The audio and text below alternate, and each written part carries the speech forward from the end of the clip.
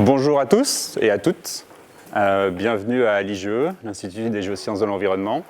On va faire une conférence sur les glaciers de montagne et les impacts sur la société à deux voix avec Sarah.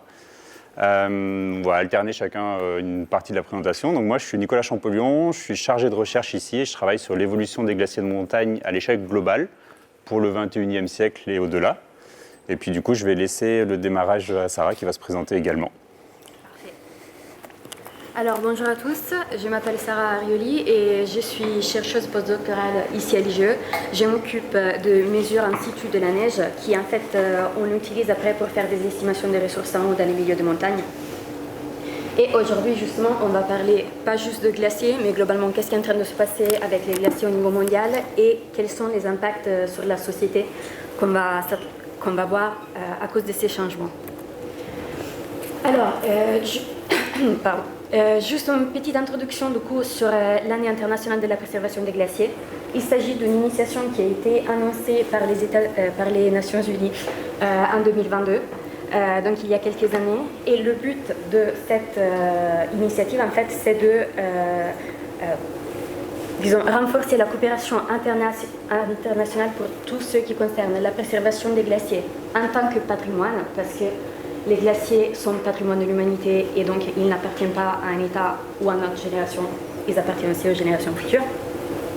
Et aussi pour favoriser le partage des connaissances qu'on a actuelles sur les glaciers pour tout ce qui est météorologie, climatologie, mais du coup pour rendre accessibles des connaissances et donc aussi des méthodes d'adaptation au changement à des pays qui ont moins de moyens. Alors, très brève introduction scientifique sur ce qui est en train de se passer. La plupart de nous le savent. En fait, dans les derniers 2-3 siècles, l'homme a profité des combustibles fossiles pour produire de l'énergie qui nous a permis d'atteindre un niveau de vie très satisfaisant, confortable, etc. Le problème, c'est qu'en fait, l'énergie, elle vient avec des déchets. Ces déchets sont des gaz, des gaz qu'on ne voit pas, mais qui en fait se cumulent dans l'atmosphère et qui causent un ultérieur effet de... Désolée, mon peuple. Un ultérieur effet de serre. Merci. Donc, qu'est-ce qu'on observe? Ici, par exemple, on a un graphique qui représente les concentrations de CO2 dans le temps. Le CO2 est le plus connu, le principal gaz à effet de serre qu'on connaît. Donc, on a sa concentration sur les derniers 800 000 ans. Et on voit par exemple qu'il a oscillé dans le temps. Donc, il y a effectivement des périodes où il y en a plus, des périodes où il y en a moins. Ça, c'est une variabilité qui est naturelle. Et après, si on zoome sur les derniers 2000 ans, on voit que la concentration est restée plutôt stable. Et après, dans les derniers 200 ans, elle a grandi jusqu'à atteindre des niveaux qu'on n'a pas vus depuis plusieurs millions d'années. Si on voit maintenant le même graphique de la concentration de CO2 aligné avec ici en bas un graphique de la température de l'air qui est reconstruite d'une carotte de glace qui a été extraite dans l'Antarctique, on voit que globalement les deux s'alignent assez bien. Mais si on zoome encore une fois sur les derniers 2000 ans, en fait on voit que la température est constante, un peu comme le niveau de CO2. Et en fait, à un moment donné, sur les derniers 150 ans, on a une augmentation qui est très très forte de la température terrestre. Et aujourd'hui, c'est donné comme un fait, que cette augmentation de la température, elle est due à l'augmentation de la concentration de CO2 qui est due aux activités humaines. Alors, jusqu'à présent, on a parlé de qu'est-ce qui s'est déjà passé, donc les faits. Mais quand on parle de changement climatique, on nous demande aussi de faire des prévisions sur le futur. Comment on fait cela? En fait, pour faire cela, on se base sur des scénarios qui s'appellent SSP1, 2, 3, etc. Et qui représentent des scénarios socio-économiques, donc des scénarios qui décrivent vraiment le développement socio-économique de la société. Et à ces scénarios sont associés des émissions, donc des scénarios d'émissions, et donc des scénarios correspondant d'augmentation de la température d'ici la fin du siècle. Je ne vais pas expliquer dans le détail qu'est-ce qui représente ces scénarios, mais dans l'idée, vous pouvez imaginer que d'un côté, on s'imagine, en gros, on a deux axes. Sur un axe, on met à quel point est-ce qu'on veut disons, avoir de la croissance dans notre économie. Donc plus on a de la croissance, plus on va devoir utiliser des combustibles fossiles donc plus on va polluer et diminuer la possibilité d'atténuer le changement climatique. Et sur l'autre axe, en fait, on a les inégalités. C'est-à-dire à quel point est-ce qu'on veut, au niveau socio-économique, garder les inégalités. Parce qu'en fait, plus d'inégalités veut dire qu'une partie de la population aura beaucoup plus de mal à s'adapter. Donc les inégalités, elles empêchent l'adaptation d'une grande partie de la population. Donc, ceci dit, une première partie de la présentation va être focalisée sur la physique des glaciers, l'observation, les simulations qu'on fait au niveau de la recherche, son évolution, et leur évolution récente.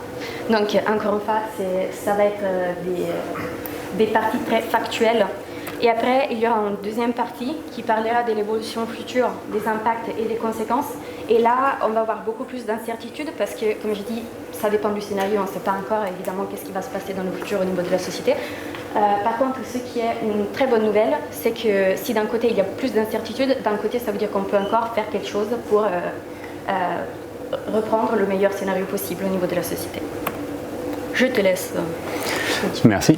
Alors, je vais parler de la physique des glaciers d'abord. Donc, on va revenir un petit peu, là, une introduction générale sur le climat et sur son évolution. Et donc, qu'est-ce qui va se passer pour les glaciers? Et pour savoir ce qui se passe sur les glaciers, il faut d'abord comprendre comment ils fonctionnent. Alors, on va d'abord essayer de les explorer un peu et d'aller voir, d'en rencontrer quelques-uns. Et après, je parlerai de comment ils évoluent.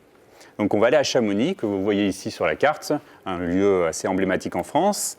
Et on va essayer de prendre le petit train qui part de la ville de Chamonix et qui monte au Montanvert, qui est ici, à 2000 mètres à peu près d'altitude.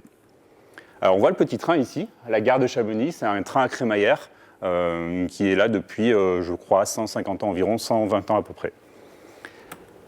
On prend ce petit train, on monte et on arrive ici à une gare qui s'appelle le Montanvert et on a une vue sur ce qu'il y a au fond, les montagnes et une sorte de langue de glace qui s'appelle la mer de glace, un glacier français, le plus grand glacier français. Et ça, c'est la photo de ce matin. Donc c'est vu une caméra qui prend tous les jours en continu des photos de la mer de glace. Alors ça sert à diverses activités, ça peut servir au tourisme et puis ça peut servir à essayer de voir son évolution et l'évolution de la neige qui le recouvre ou de la glace qui le recouvre ou de sa fonte. Et alors je m'y suis rendu il y a 3-4 ans et je m'y suis rendu avec mes filles et la première impression, c'est qu'on a effectivement un grand champ quand même de glace qu'on voit et qui se déplace, qui est le long des vallées et qui est mouvant. Donc ça donne une première image ou une sensation de ce que sont les glaciers. Et alors quand on arrive, on a ce chemin qui démarre ici et qui descend vers la mer de glace. Et on a un panneau, 1820, au bout de quelques mètres ou 10 mètres en commençant en descendant le glacier. Et on voit qu'il y a marqué c'était le niveau à laquelle arrivait le glacier il y a 200 ans environ. Et donc on s'aperçoit que là, il est vraiment dans le fond et il a reculé énormément. On continue à descendre et au fur et à mesure qu'on descend d'abord le chemin, ensuite il y a un escalier qui est planté dans la roche, et il y a d'autres panneaux qui nous montrent les différentes dates à quel niveau était le glacier. Donc là en 1990, on est beaucoup plus proche, mais il y a encore un certain nombre de mètres et d'échelles à descendre. On continue à descendre. En 2003, on se rapproche tout doucement de la mer de glace. En 2005, encore plus proche. Et puis on arrive à la mer de glace où une galerie a été creusée à l'intérieur, à la fois pour découvrir la beauté de l'intérieur d'un glacier avec ses aspects de luminosité translucide. Et puis il y a une exposition photo à l'intérieur. Et ça, c'est une image qui date de 150 ans environ, qui montre la station du Montanvert et le glacier de la mer de glace à côté. En sortant de cette grotte, on se retourne, on s'aperçoit du long chemin qu'on a descendu, l'ensemble de cet escalier, et le trait tracé ici en bleu clair représente là où était le niveau de la mer de glace en 1820. Donc c'est à peu près là où il y avait le panneau. Et on aperçoit ici également un petit téléphérique qui a été construit qui permet de se rapprocher du glacier sans forcément prendre l'ensemble du chemin. Après, on peut prendre un peu de hauteur et regarder l'évolution de ce glacier depuis des photos aériennes. Et là, les choses sont assez frappantes. Donc le Montanvert est ici, de chaque côté, et on s'aperçoit que toute la langue glaciaire de la mer de glace a énormément diminué. Après, on peut aller visiter d'autres glaciers dans le monde. Ici, le glacier blanc dans le massif des Écrins, pris depuis 40 ans environ. Le chemin passe juste ici. juste pour le chemin qui part d'en bas de la vallée et qui monte à un refuge qui est par là, juste devant. Et donc, dans les années 90, le chemin passait quelques mètres devant le glacier. On pouvait aller le toucher ou marcher dessus assez facilement. On s'aperçoit qu'aujourd'hui, 2022, je n'ai pas la photo de 2025, il faut monter beaucoup plus haut. Le glacier du Rhône, là où il y a la source du Rhône, du fleuve du même nom, qui a aussi énormément diminué, toute la grosse langue qui descendait au milieu de la vallée a disparu en 150 ans. En Nouvelle-Zélande, c'est le glacier Frans. Juste en 20 ans, on s'aperçoit d'un recul assez impressionnant qui est du coup, maintenant, le glacier n'est plus du tout au bas de la vallée. Alors, du coup, on va essayer de reprendre, c'est une animation, je vais expliquer au fur et à mesure, de savoir qu'est-ce qu'un glacier et comment il évolue.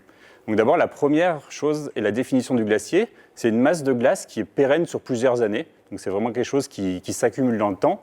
Et la deuxième chose importante, c'est que ça, comme on l'a vu un peu pour la mer de glace, il s'écoule sous son propre poids. La gravité fait que quand la masse de glace devient importante, neige puis glace, la neige qui se transforme en glace, ensuite il se met à s'écouler. Alors, on va attendre peut-être que le graphique reprenne au début. Il y a plusieurs notions importantes, c'est la quantité de neige qui s'accumule sur le glacier et qui ensuite devient de la glace avec le temps. Donc là, au début, on a un glacier où il n'y a rien du tout, qui est déjà existant, je veux dire. Ça, c'est la surface du glacier. En hiver, il neige dans les hauteurs du glacier et donc il y a une quantité importante qui s'accumule. A l'inverse, en été, le soleil fait fondre la neige qui est en bas du glacier et un petit peu dans les zones plus élevées. Et la différence entre les deux, donc la zone où il y a de l'accumulation de glace et la zone où il y a de la perte de glace durant l'été, ça s'appelle le bilan de masse, donc la quantité de masse qui reste sur le glacier durant l'année. Il y a la ligne d'équilibre, c'est l'endroit où le glacier n'a pas perdu de masse, c'est exactement compensé entre ce qui s'est accumulé et ce qui a été perdu. Si celle-ci, elle descend, ça veut dire que le glacier gagne en quantité, il fait plus froid par exemple, ou alors il neige plus. A l'inverse, s'il se met à faire plus chaud ou qu'il neige moins, cette ligne remonte et le glacier se retire. Et donc c'est ce qu'on observe majoritairement en ce moment. Je laisse la parole à Sarah pour la répartition géographique. Alors, au niveau global, on trouve qu'il y a environ 275 000 glaciers. Donc, c'est une masse énorme de glace qui couvre environ 750 000 km². Pour vous donner une idée, c'est presque une fois et demie la France.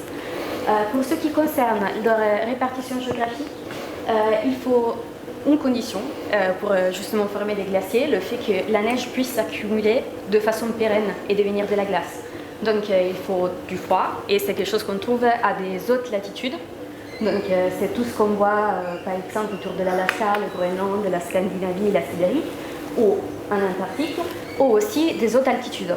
Donc ça c'est le cas de ce qu'on trouve dans l'Himalaya, en Asie, ou par exemple dans les Andes ou aussi dans les Alpes, en Europe centrale. Pour ce qui concerne le volume, ici vous avez un petit graphe avec des cercles. La taille des cercles est proportionnelle au volume des glaciers qu'on trouve. Donc on voit que la plupart du volume effectivement est concentré pas aux hautes altitudes, mais aux hautes latitudes. Par contre, c'est l'avantage que les glaciers qui sont à haute altitude ont une importance fondamentale pour les sociétés qui vivent en aval. Pour ce qui concerne le lien avec le climat, je vais partir un peu de loin. On sait qu'en ce moment, l'atmosphère est en train de se chauffer. En tout cas, on parle souvent du réchauffement de l'atmosphère. Mais en fait, comme l'énergie qui est accumulée dans le monde en ce moment est en fait pour la plupart stockée dans l'océan, va chauffer l'océan et est stockée dans l'océan. Donc si on regarde, l'énergie en excès que l'homme émet est pour la plupart dans les différentes couches de l'océan, la partie en bleu. Et après, il y a une petite partie de l'énergie qui est stockée autre part.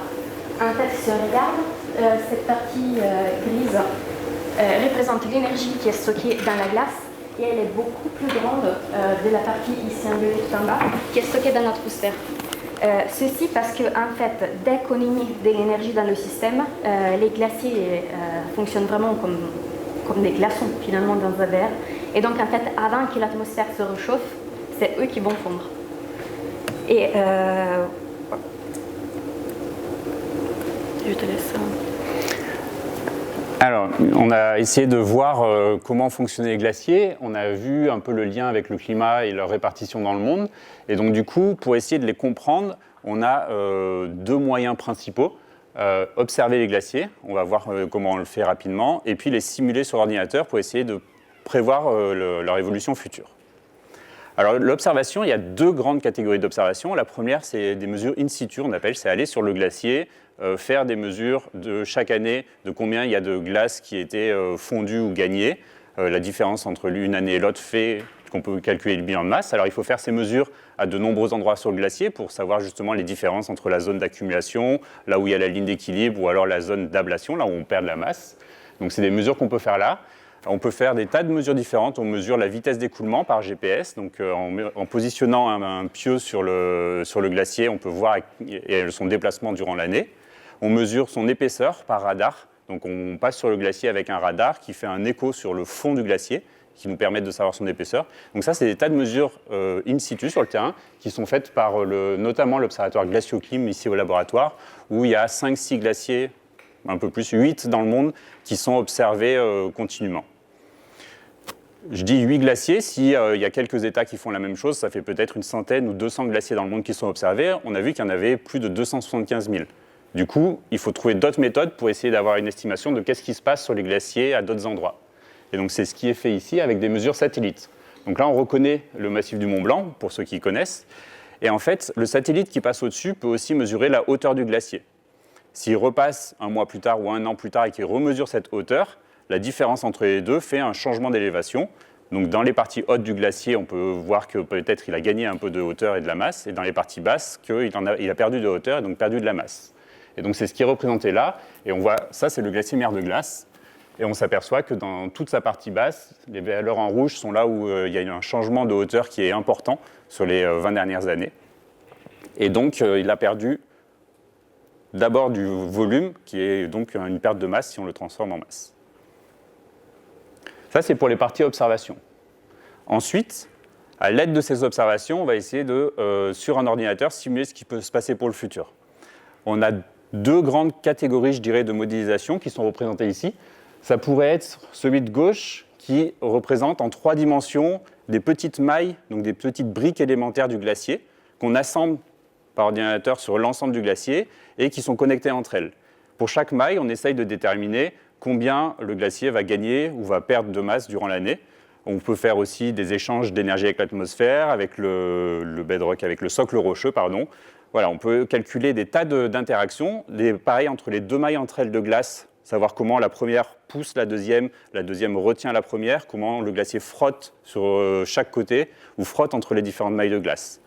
Donc ça, c'est une modélisation en 3 dimensions qui est extrêmement précise, mais qui est très coûteuse en temps de calcul, parce que quand on veut calculer l'ensemble des interactions entre ces différentes briques, il peut y avoir plus d'1 million de différentes mailles sur un glacier, et bien ça demande beaucoup de temps de calcul sur ordinateur, et donc on le fait sur 1, 2, quelques glaciers, mais on n'arrive pas à faire les 200 000 glaciers de la Terre. Du coup, on a des approches simplifiées qui permettent d'essayer de faire ça sur l'ensemble des glaciers de la Terre. C'est la partie de droite, où là, on va modéliser le glacier, donc essayer de le représenter sur ordinateur en une seule dimension. La première étape consiste à savoir le contour du glacier.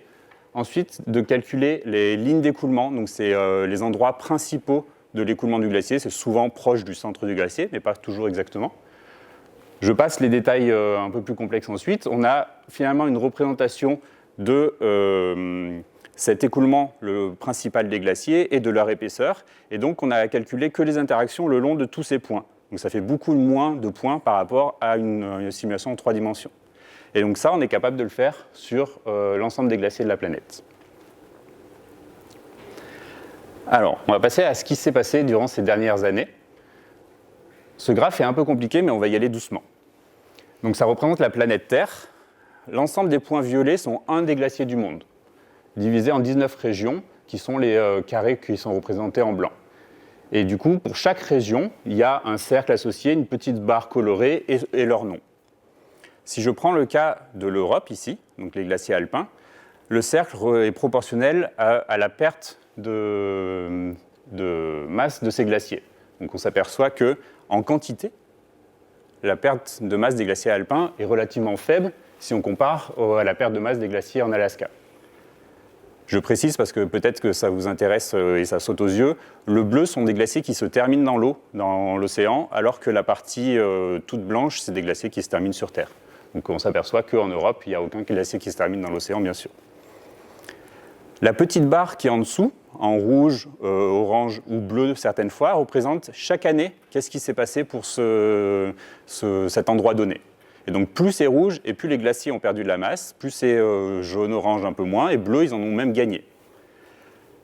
Et là, on s'aperçoit que l'Europe est très rouge, donc on a perdu beaucoup du pourcentage de masse des glaciers durant ces 20 dernières années, mais à l'inverse, comme le rond est petit, c'est-à-dire que ça n'a pas beaucoup mis de glace à l'extérieur, parce qu'en gros, les glaciers alpins sont pas très gros en quantité, par contre, ils fondent beaucoup.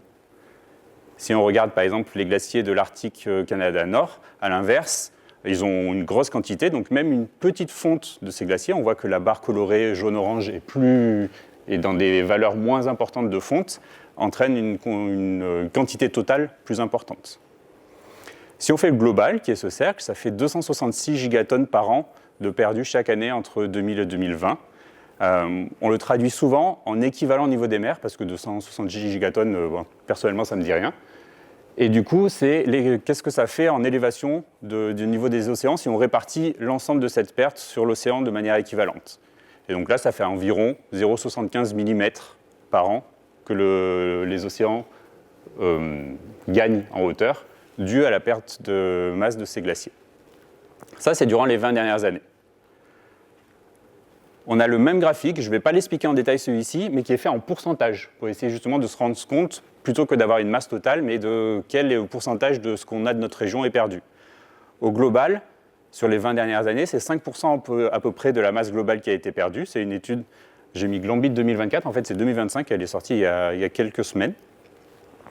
Et si on regarde l'Europe centrale, donc qui a un cercle qui est relativement petit parce que la quantité est faible, le pourcentage, on a perdu 38% de la masse des glaciers depuis 20 ans.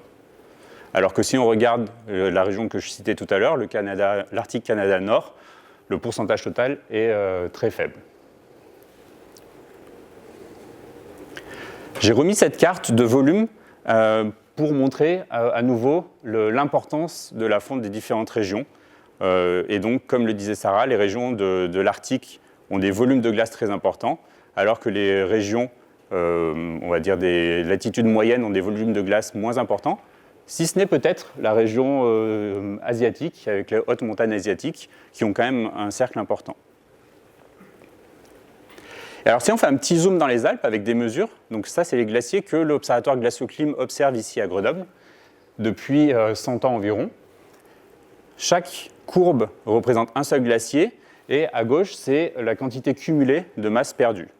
On s'aperçoit qu'au début des années 50, de 1900 à 1950, il y avait des fluctuations, une petite perte de masse durant les années 45-50, une stabilisation assez importante, voire même une légère avancée. La mer de glace a gagné un petit peu de volume jusqu'en 1980 et depuis 40 ans, un fort recul et qui est constaté de manière similaire sur les 4 glaciers observés. Alors, je vais parler maintenant de l'évolution future. Bon, ça va, on a le temps. Donc, ayant compris un peu comment fonctionnait un glacier, ayant maintenant des observations sur les 20 dernières années, on peut ce qu'on appelle calibrer notre simulation numérique. Donc c'est se dire, sur les 20 dernières années, il faut que notre modèle fasse la même chose que ce qu'on a observé. Sinon, ça veut dire qu'on n'est pas capable de représenter correctement dans notre ordinateur ce qui se passe sur les glaciers. Donc ça, on le fait. Et une fois qu'on a fait ça, on estime que pour le futur, le modèle va être capable de simuler quelque chose qui est correct, puisqu'on a bien fait les 20 dernières années. Et donc c'est ce qu'on observe sur ce graphique. C'est la fraction du volume initial. Donc 1, ça veut dire qu'on a toujours 100% du volume initial. On démarre en 2018, donc c'est ici. Et là, on n'a pas 0, on est juste à 0,3, ça veut dire qu'il ne reste plus que 30% du volume initial. Ce graphique, il est un petit peu complexe parce qu'il représente le volume total de l'ensemble des glaciers du monde. Donc c'est l'addition de chaque glacier. Et chaque courbe est un scénario climatique de réchauffement et de changement de température liés aux activités humaines. Le SSP 119, peu importe son nom, c'est quelque chose où le réchauffement va être faible et les précipitations vont changer en fonction des températures qui vont évoluer. Et le SSP 585 est un réchauffement très fort, allant jusqu'à 4,5 degrés à la fin du siècle.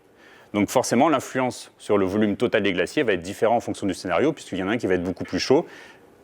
Les précipitations sont plus fluctuantes en fonction de l'évolution des températures. Il y a des régions où les précipitations vont fortement augmenter, des régions où elles vont fortement diminuer. On ne peut pas vraiment faire de moyenne globale. Et on s'aperçoit que pour deux scénarios très différents, on a une perte du volume de glace mondial entre 25 et 50%, dépendant du scénario. On a depuis quelque temps, on peut aller plus loin dans le temps, parce que finalement le déséquilibre des glaciers, leur évolution ne va pas s'arrêter en 2100. Donc là, on va jusqu'en 2300. Alors, il y a moins de courbes parce qu'on a moins de scénarios climatiques qui nous permettent d'aller plus loin dans le temps. Et on peut s'apercevoir que pour des scénarios moyens, le SSP 126, c'est un réchauffement climatique global à la fin du siècle moyen de la planète entre 1,8 et 2 degrés. Et ben, on va stabiliser le volume de glace mondial. A l'inverse, si on prend des scénarios de réchauffement très forts, plus de 4,5 ou 5 degrés à la fin du siècle, on peut faire disparaître l'ensemble des glaces. Je parle des glaciers de montagne, pas des calottes polaires de l'Antarctique et du Groenland, sur la planète. Une façon peut-être plus simplifiée de voir tout ça est une sorte de thermomètre de fonction du réchauffement par rapport aux années 1850-1900, avec différents degrés de réchauffement mondial, donc entre 2 degrés de réchauffement moyen à presque 5 degrés.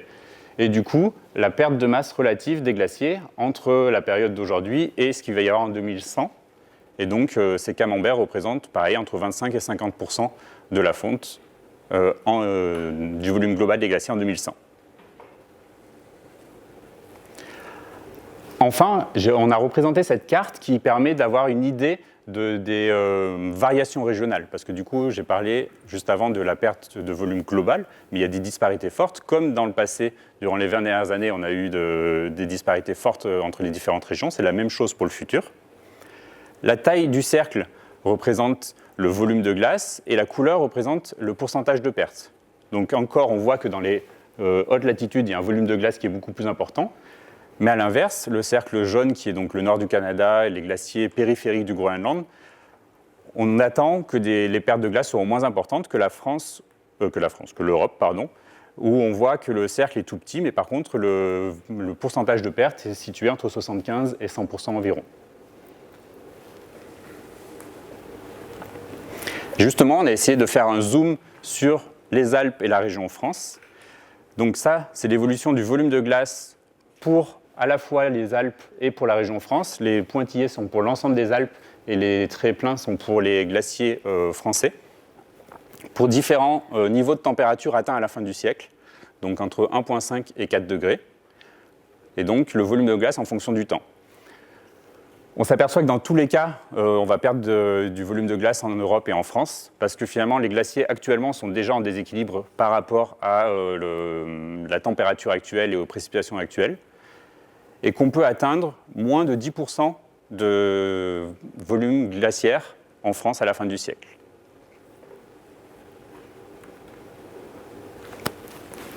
Vas-y, à toi Sarah. Alors, on va essayer de s'éloigner à minima des glaciers eux-mêmes, donc, et parler un peu de ce qui sont les impacts et les conséquences pour notre société. Je vais me focaliser sur 2 points. Le premier, c'est les ressources en eau douce. On parle vraiment de l'eau qu'on utilise tous les jours, qui est utilisée par plusieurs secteurs de notre économie pour tout type d'activité. En fait, l'eau douce ne vient pas que des glaciers. Une grosse partie de l'eau douce qu'on utilise vient des pluies et de la neige. En fait, le point, c'est que la pluie et la neige, ils dépendent de la météo, ils dépendent du climat. Il y a une variabilité intrinsèque à la météorologie et donc, en fait, elles sont variables. Leur présence est variable. Alors que les glaciers, l'avantage d'avoir un bassin versant qui est nourri par l'eau de glacier, en fait, c'est que justement dans les périodes où il fait plus chaud, les périodes les plus sèches, quand donc il n'y a pas de disponibilité au niveau des précipitations, on va avoir de l'eau de glacier qui va aider à maintenir un débit qui est constant ou en tout cas suffisant. Du coup, quel est le scénario si les glaciers se retirent? Alors, ça dépend, ça change de lieu à lieu, mais en général, ce qu'on observe, c'est que pendant un moment, on va observer une augmentation des débits dans les bassins versants qui sont alimentés par des glaciers, et après, une diminution. Ici, vous avez par exemple quelques exemples sur des fleuves un peu partout par le monde, et vous pouvez voir que la dynamique est la même, mais le timing dans lequel le débit fluvial il atteint son maximum change. Par exemple, on a le Rhône pour lequel justement le maximum correspond à peu près à la moitié des années 20, donc maintenant. On a le Yukon, un fleuve dans le nord du Canada, dans lequel le débit maximal devrait être atteint autour de 2060. Ça, c'est parce que quand on considère le débit d'un bassin versant glacial sur plusieurs décennies, on peut s'imaginer que d'abord le glacier il est là, dans ce état, donc chaque été il fournit son nom, son débit, et après en fait, comme la fonte augmente, on va avoir plus de débit. Donc pendant toute la période de rétrécissement du glacier, en fait, on va avoir plus de débit de la part du glacier. Jusqu'au point où soit le glacier il a totalement fondu, soit il n'a plus la masse nécessaire pour soutenir un tel débit, et donc en fait là le débit il va disparaître. Ici en fait on voit aussi qu'est-ce que ça veut dire, qu'est-ce que cette dynamique veut dire au niveau de l'année, donc la distribution du débit le long de l'année. En fait on peut s'imaginer que ce qui se passe maintenant c'est que on a la pluie, on a la neige, et après, en été, on a ce pic qui est donné par l'eau de glacier. En fait, ce pic, il va devenir de plus en plus grand jusqu'à disparaître. Quand il disparaîtra, ou il sera fortement réduit, ce qui va se passer, c'est que les ressources en eau, donc quand les ressources en eau vont arriver et la quantité vont être totalement modifiées parce qu'ils vont totalement être dépendants des précipitations, du coup qui changent d'année en année, de mois en mois et même de semaine en semaine. Donc, ce qu'on nous attend, du coup, c'est qu'il y aura de plus en plus de personnes au monde vivant dans les plaines, donc loin des montagnes, qui ont une dépendance des eaux, des glaciers pour leurs activités. Et en fait, le nombre des gens qui ont cette dépendance est déjà en train de croître. Ici, vous pouvez voir le graphe, il commence en 1960.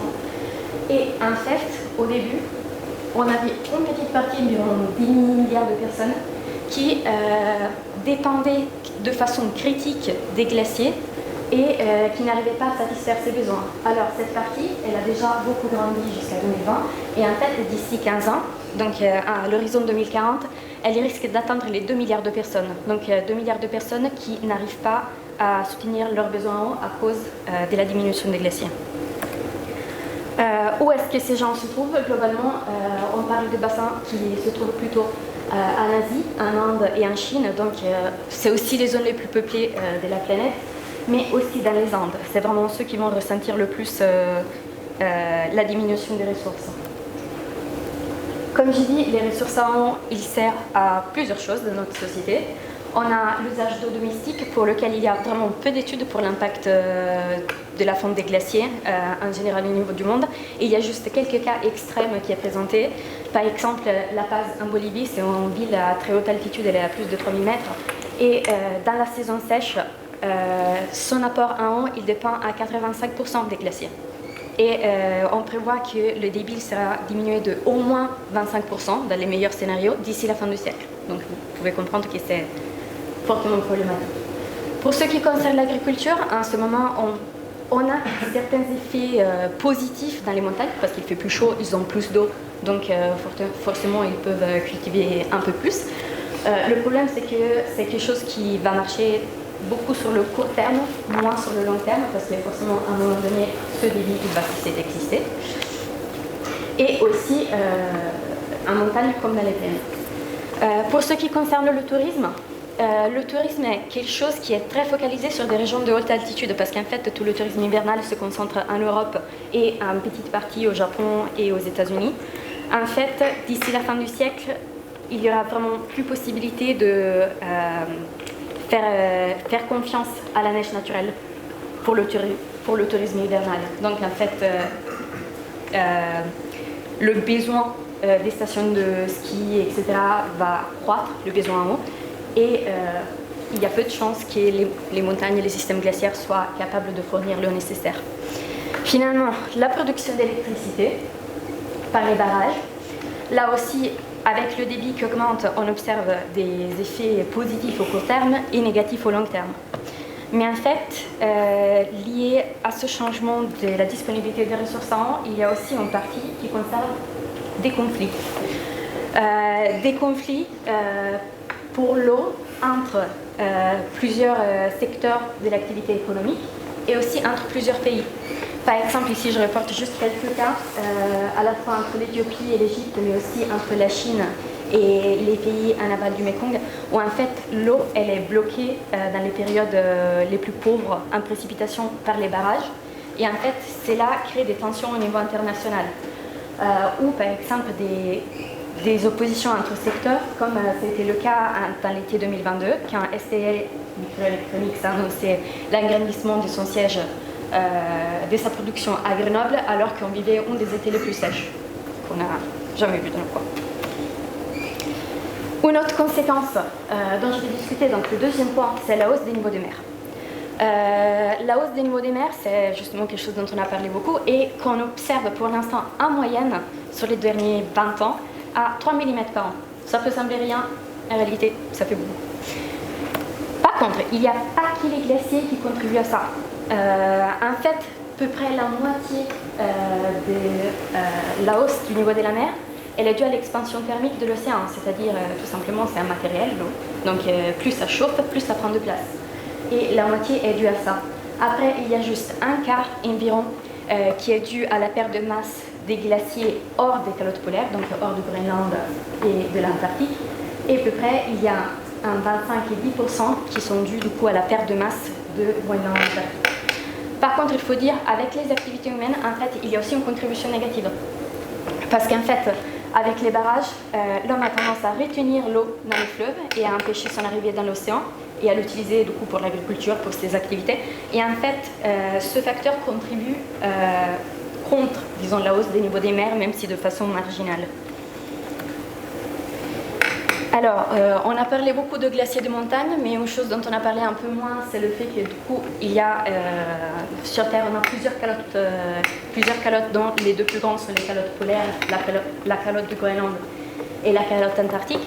Et en fait, les calottes, c'est des systèmes glaciaires dans lesquels, c'est comme des grands glaciers dans lesquels la zone d'accumulation est tout simplement immense et tout le centre du continent.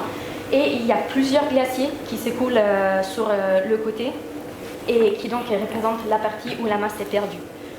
On peut voir ici par exemple le Groenland avec des glaciers dont les plus grands sont concentrés plutôt sur la partie est. Ou par exemple ici je montre avec un autre visuel, mais l'ouest antarctique qui est où la plus grande partie, l'absolu de la perte de masse de l'Antarctique se fait à travers plusieurs glaciers qui sont tous concentrés dans la même zone. Pour vous donner une idée de combien de glace il y a dans le Groenland, on peut utiliser toujours la métaphore de la hausse du niveau des mers. Si tout le Groenland fondait, ça serait 7 mètres de hauteur. L'Antarctique est environ 12 fois plus grande, donc on parle plutôt d'une cinquantaine de mètres de hauteur de gagner si jamais l'Antarctique devait fondre en entier. C'est pas prévu, mais voilà, c'est juste pour vous donner une idée. Et pour comparer aussi, aujourd'hui les calottes contribuent légèrement plus que les glaciers terrestres. Pourtant, les glaciers terrestres, ils sont moins d'1% de la masse de glace sur Terre et ils sont équivalents à environ 35 cm au total. Donc c'est rien par rapport aux calottes. Alors ici, on voit une petite animation du coup de l'écoulement de glace qui se fait au niveau de la calotte antarctique. Et cet écoulement de glace, en fait, il se fait vers du coup des glaciers. Mais on voit aussi ces deux grandes plateformes violettes qui représentent les plateformes de glace flottantes qui terminent les glaciers. En fait, le glacier, il termine, disons, dans l'océan, tout simplement. Et en fait, ces plateformes de glace, ils ont une importance fondamentale dans le bilan de masse des continents antarctiques et du coup pour les glaciers, parce qu'en fait, comme ils flottent, il bloque dans un sens le débit de glace de la part du glacier, parce qu'ils opèrent vraiment de la friction, en fait, qui empêche au glacier de s'écouler dans la mer plus rapidement. En fait, on assiste de plus en plus au collapse de ces genres de plateformes, on en a observé quelques-uns sur les dernières décennies, ce qui fait augmenter du coup le débit des glaciers et augmente de façon drastique la perte de masse des calottes.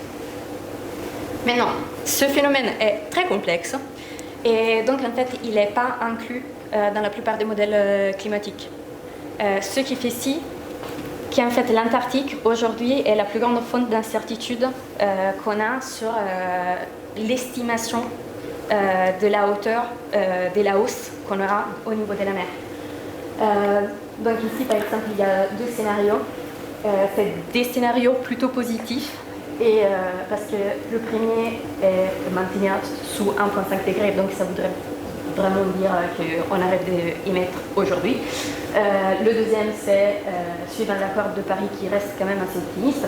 Et on voit que dans les deux cas, en fait, les plus grandes sources d'incertitude, ils sont donnés en rouge par la fonte de l'Antarctique.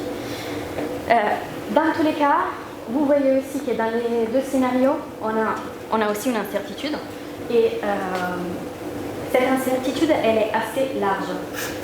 Ça, c'est parce que justement, on a beaucoup de mal à reproduire des processus qui sont très complexes au niveau des modèles.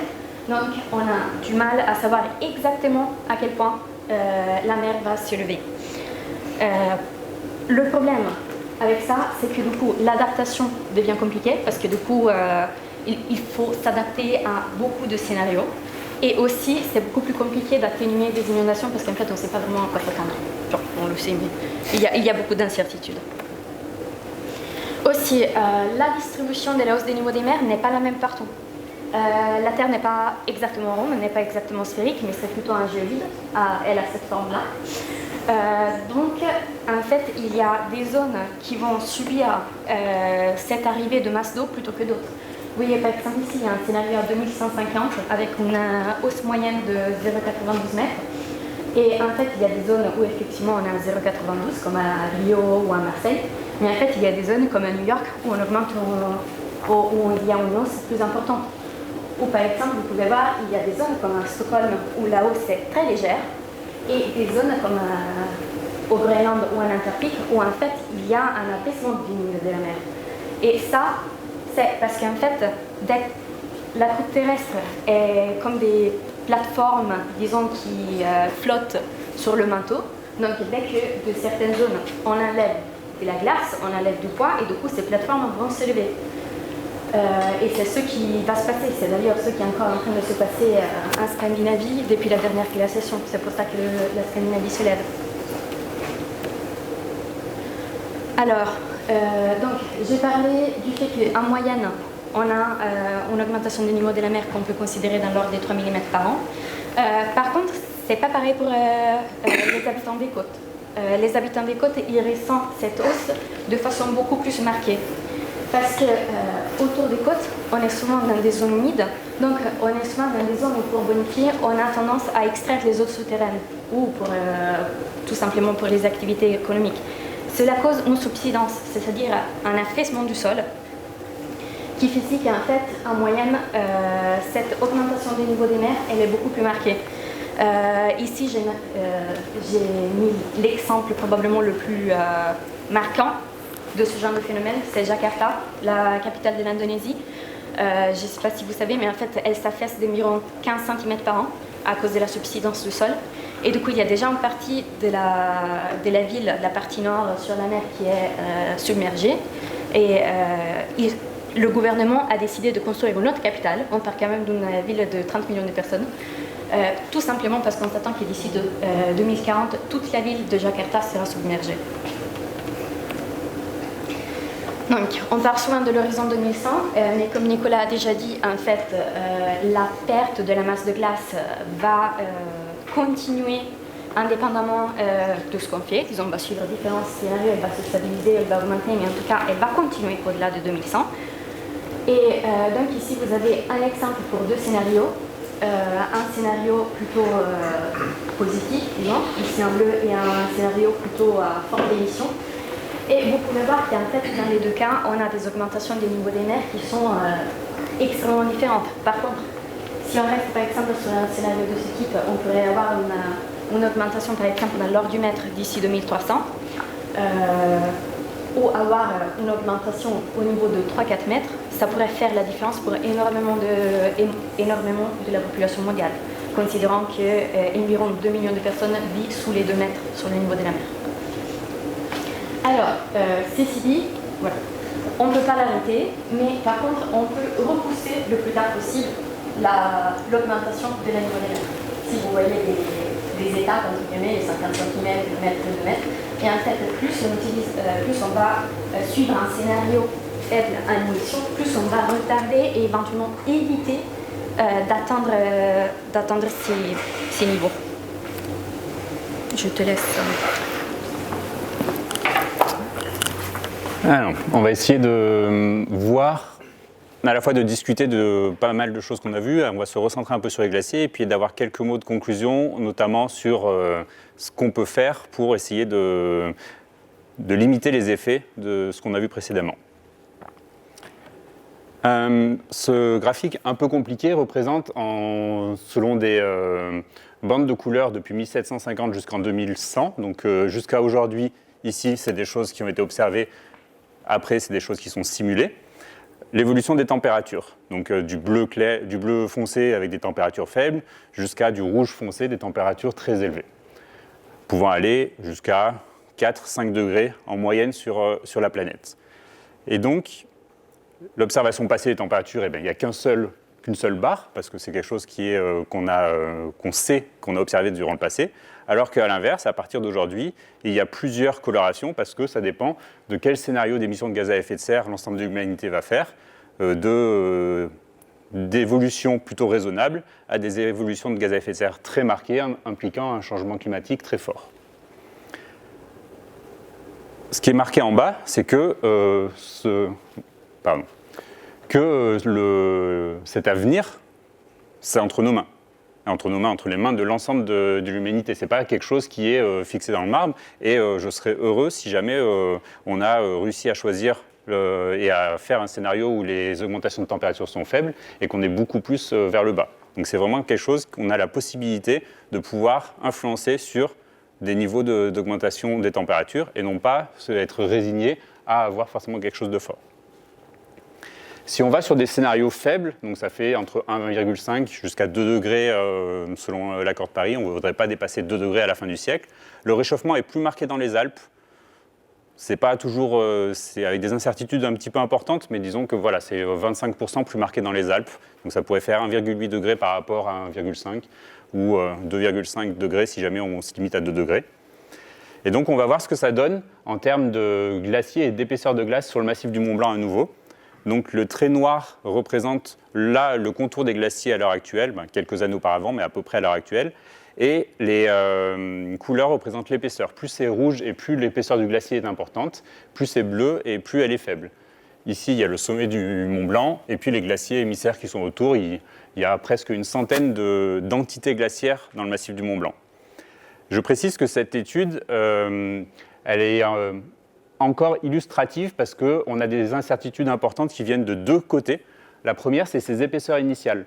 On a dit dans le graphique mondial qu'il y avait environ 30 à 35 cm de volume de glace total dans le monde. Et du coup, ça va entre 25 et 35. On n'est pas certain de la quantité totale de glace sur Terre.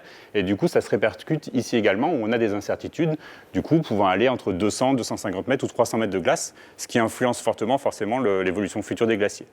Le deuxième, c'est qu'on part de simulations du climat sur l'ensemble de la planète, qu'on essaye de raffiner à des tailles qui sont raisonnables dans les Alpes, avec des pixels qu'on appelle, donc c'est des endroits où on calcule justement l'évolution de la température, de l'ensoleillement, etc.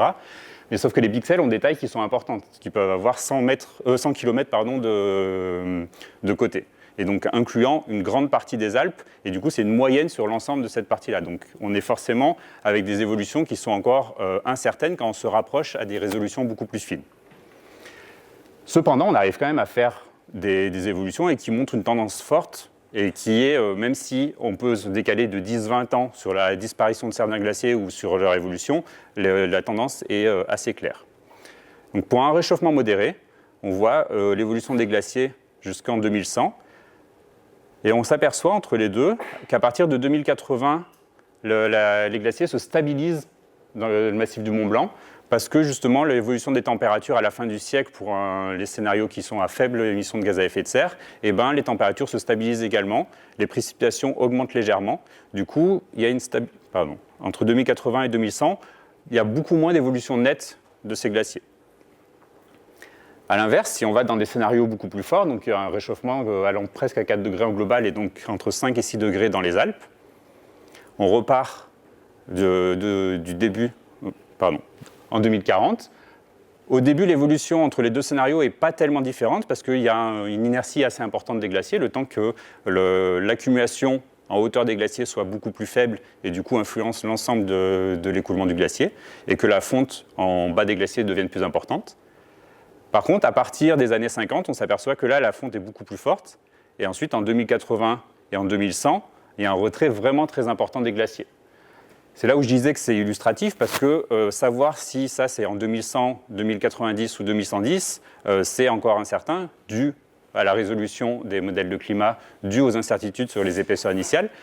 Mais la tendance est quand même claire et assez forte. On estime qu'à la fin du siècle, pour un réchauffement très fort, avoir des glaciers en dessous de 3800 mètres dans les Alpes ou 4000 sera compliqué. Une étude qui est, alors désolé, les graphiques ne sont pas extraordinaires, mais qui a été plus précise du coup parce que l'étude précédente était faite avec un modèle global qu'on a essayé de zoomer sur le massif des Alpes. À l'inverse, cette étude-là est un modèle très précis, donc le modèle en 3 dimensions, et qui est faite que sur 2 glaciers. Donc le glacier d'Argentière qui est ici et la mer de glace qui est là, pour un scénario qui avait fait dans l'étude moyen, donc vers 2 degrés de réchauffement à la fin du siècle. Et la tendance est quand même forte. On s'aperçoit qu'en 2100, le glacier d'Argentière a très largement diminué, quasiment disparu, et la mer de glace est du coup dans ses hautes élévations.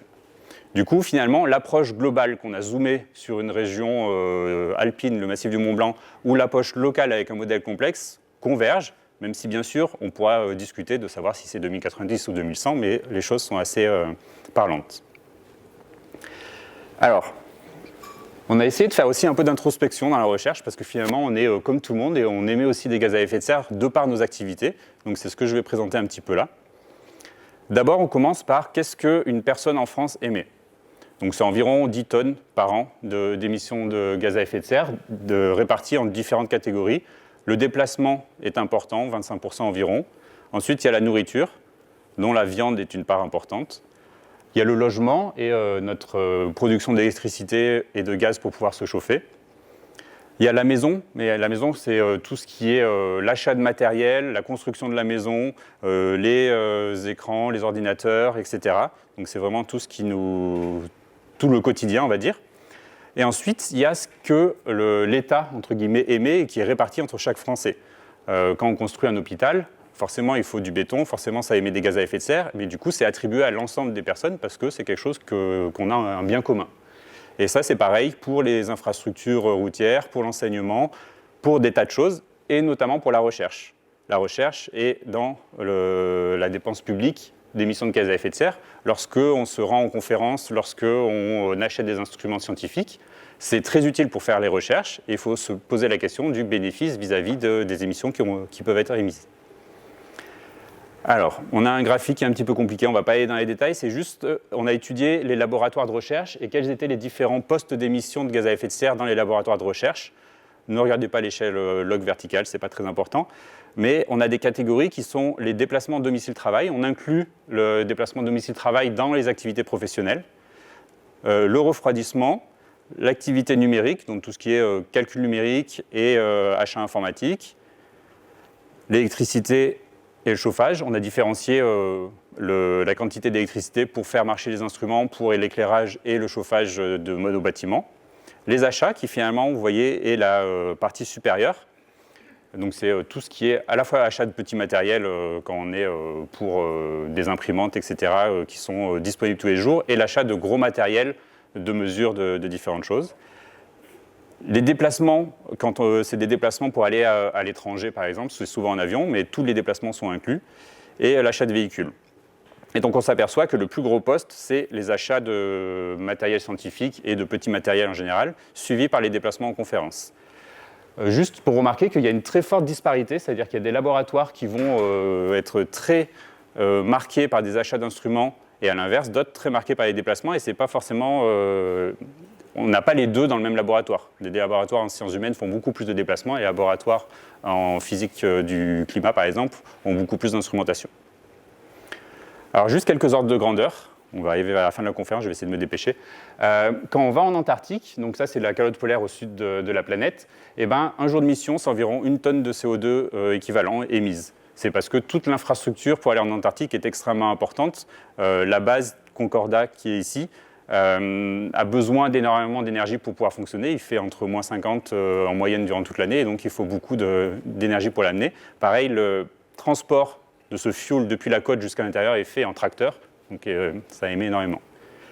Les observations d'astrophysique par les télescopes, environ 10 tonnes de CO2 par nuit d'observation. Les missions satellites, alors les missions satellites sont très compliquées à estimer et à attribuer à qui on peut mettre les émissions de gaz à effet de serre dues à l'envoi et à la construction du satellite. Ça a été estimé entre 10 et 50 tonnes par article. Et ça, c'est juste un questionnement préliminaire que j'ai fait. Le CERN, donc le Centre de physique des particules qui est à Genève, envisage de construire un nouveau collisionneur à Genève avec un anneau circulaire beaucoup plus grand. Ils estiment que c'est à 100 millions de tonnes de CO2. Ce n'est pas moi qui ai fait l'estimation, c'est eux qui le donnent dans leurs prévisions. Et ils disent que 17 000 personnes travaillent pour cet institut et que la durée d'utilisation moyenne d'un tel instrument est 50 ans. Si on fait le calcul, ça fait environ 100 tonnes de CO2 par personne et par an. Là encore, il n'est pas question de dire il faut le faire ou pas le faire. Je ne suis pas là pour ça, je suis juste là pour donner les informations, mais ensuite à discuter, que ce soit entre scientifiques et dirigeants, entre scientifiques, dirigeants et la société, savoir est-ce qu'on veut le faire. Si oui, parce que c'est quelque chose d'extrêmement important, parce que ça permet de savoir les fondements de la matière et que c'est capital, ça a aussi des tas de développements technologiques dans des tas de domaines de la société, eh bien faisons-le. Si à l'inverse, ce n'est pas l'urgence vis-à-vis d'autre chose, ne le faisons pas. Mais prenons le temps de nous poser la question si c'est quelque chose d'important à faire. Et je laisse Sarah pour terminer cette présentation. Merci. Alors, petit rappel du coup des résultats qu'on a vus jusqu'à présent. En fait, on a plusieurs scénarios de réchauffement pour le futur. Et à chaque scénario correspond une paire de masses de glaciers différents avec des impacts sur la société, du coup, qui sont plus ou moins marqués. Et comme disait Nicolas, ça c'est pas des faits, ça c'est des possibilités. On a encore possibilité de choisir dans quelle direction on veut aller. Alors ça va passer par où? En soi, l'action, on estime que l'action devrait être de 3 types: individuelle, collective et systémique, c'est-à-dire au niveau de l'État politique. C'est important d'avoir les trois en fait. L'une sans l'autre, ça ne va pas changer grand-chose malheureusement. Au niveau personnel, il y a des choses qui... Bon, au niveau de l'État, il y a 3 choses qui sont importantes, c'est-à-dire d'atténuer, donc réduire les émissions, d'adapter, donc le climat, il va changer, peu importe ce qu'on fait, donc essayer de s'adapter à ça, et aussi d'anticiper les changements. Finalement, pour atténuer, il y a 3 petites règles. C'est important, et ça, c'est vraiment des choses qu'on peut appliquer dans notre quotidien, c'est de réduire notre consommation, de réutiliser les choses qu'on a et de recycler. Donc, voilà, tout peut être appliqué vraiment à l'échelle individuelle, collective et systémique, selon le type d'action. Je termine sur quelques petites affirmations. Déjà, on entend souvent dire que de toute façon, les jeux sont faits, rien ne va changer. C'est faux. Absolument. On a encore le choix. On peut décider où placer nos dégâts, entre guillemets. On peut encore choisir. Qu'est-ce qu'on peut faire pour ça? Il faudrait réduire notre impact carbone. Donc, combien on émet chaque année? Ça, c'est une réponse que la science connaît depuis des décennies. Par contre, il faut tenir en compte que cette transformation, en fait, peut venir accompagnée d'une augmentation incroyable de notre qualité de vie. Par exemple, pour ce qui concerne notre intégration avec la nature, avec l'inclusivité, la réduction des inégalités, ça c'est très important en fait.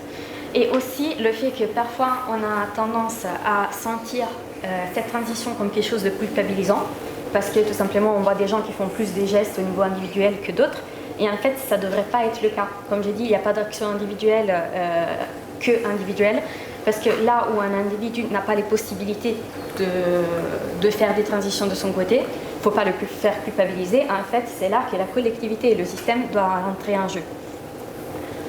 Finalement, on pense que l'enseignement supérieur et la recherche ont un rôle très important dans cette transition, tout simplement parce que en tant que scientifique, on côtoie l'évolution, les changements du climat tous les jours, et donc on est très sensible à ça. Et on se sent donc un devoir de donner l'exemple en quelque sorte, et on a aussi la possibilité de nous exprimer, comme ici, et donc de porter, disons, certains messages. Après, il y a 3 petites citations de Valérie Masson-Delmotte qui dirige le groupe 1 de recherche du GIEC. Ouais, elle dirigeait maintenant, elle a terminé. Mais... Elle a terminé, elle a dirigé pour le rapport 6. Qui dit chaque demi-degré compte, chaque année compte, chaque choix compte. Comme je disais, les jeux ne sont pas faits, il y a encore énormément de choses à décider.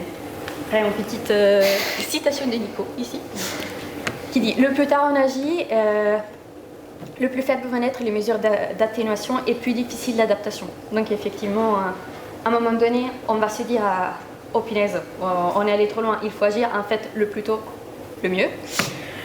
Et finalement, une des conclusions du projet Protect, qui est un projet européen, qui s'occupait justement de s'occuper de tout ce qui est augmentation des niveaux des mers et de l'impact des calottes. On sait que les glaciers vont continuer à perdre de la masse, mais on peut décider combien et à quelle vitesse. Donc, ceci dit, avec une vidéo d'un très joli glacier, merci pour votre attention. Merci.